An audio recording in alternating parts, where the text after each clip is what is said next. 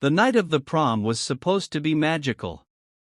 The glittering lights, the music echoing across the gymnasium, and the laughter of classmates promised a night of memories. But for 16-year-old Emily, the shy girl who always lingered at the edges of social gatherings, the evening began with a pit in her stomach. She had spent weeks building the courage to ask someone she liked to dance, rehearsing the words over and over in her mind. But when she finally approached him, heart pounding and palms sweaty, he looked at her, smirked, and flatly rejected her. The pain was sharp and immediate, a stinging reminder of how often she felt invisible in a world that favored the bold and outgoing. As Emily turned away, trying to retreat into the shadows, she didn't notice the group of popular kids who had been watching her all evening. Led by Jessica, a notorious bully with a sharp tongue and a cruel streak, they saw an opportunity to make her humiliation complete. They cornered her near the bleachers, laughter ringing in their ears. Well, look who couldn't get a date," Jessica sneered, stepping closer. Emily's knees went weak, and her voice faltered as she tried to explain herself. But words didn't matter here, they only wanted to mock. Then came the unthinkable. One of the girls grabbed Emily's shirt, yanking it hard, and before she could react, the fabric tore with a harsh rip. The gym fell silent for a heartbeat, a collective gasp spreading through the crowd. Emily felt her face flush with embarrassment, her body trembling, tears threatening to spill. In that moment, every insult she had ever swallowed, every moment she had been ignored or dismissed, seemed to crash into her all at once. She could either crumble and disappear, or something inside her could ignite. And ignite it did. Emily had spent years taking self-defense classes in secret, a hidden part of herself that no one had ever suspected.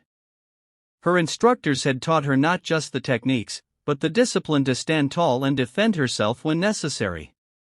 In a split second, her fear transformed into focus. She pivoted, drawing on every ounce of her training, and unleashed a lightning-fast roundhouse kick.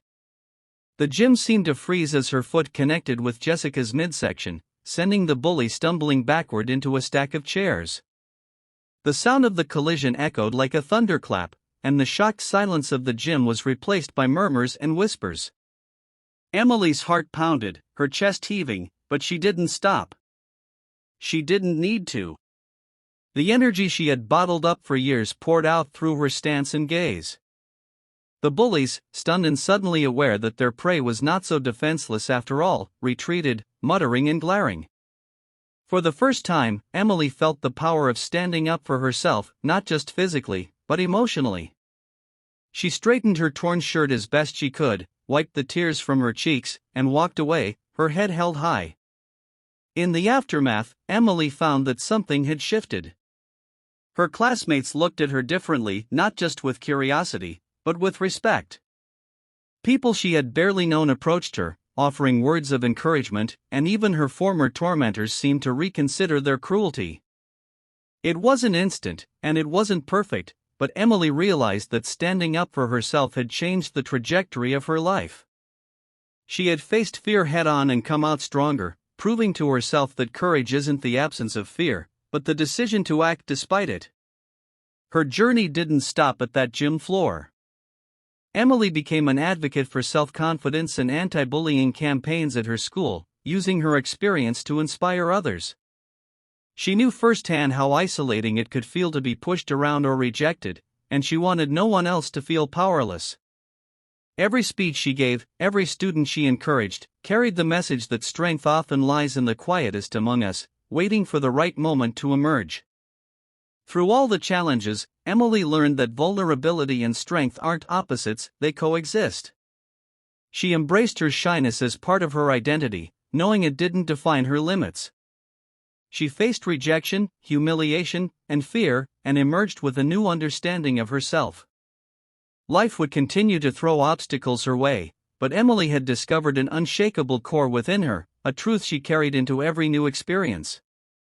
So, if you've ever felt overlooked, underestimated, or scared to show the world who you truly are, remember Emily. Your voice matters. Your courage matters. And sometimes, it only takes one bold moment to change everything. If this story moved you or inspired you in any way, I'd love to hear your thoughts. Comment below with your own experiences or moments when you found courage in unexpected ways. And don't forget to subscribe to my channel, Be Kind Always, for more stories that empower, inspire, and remind us all to be brave in the face of adversity.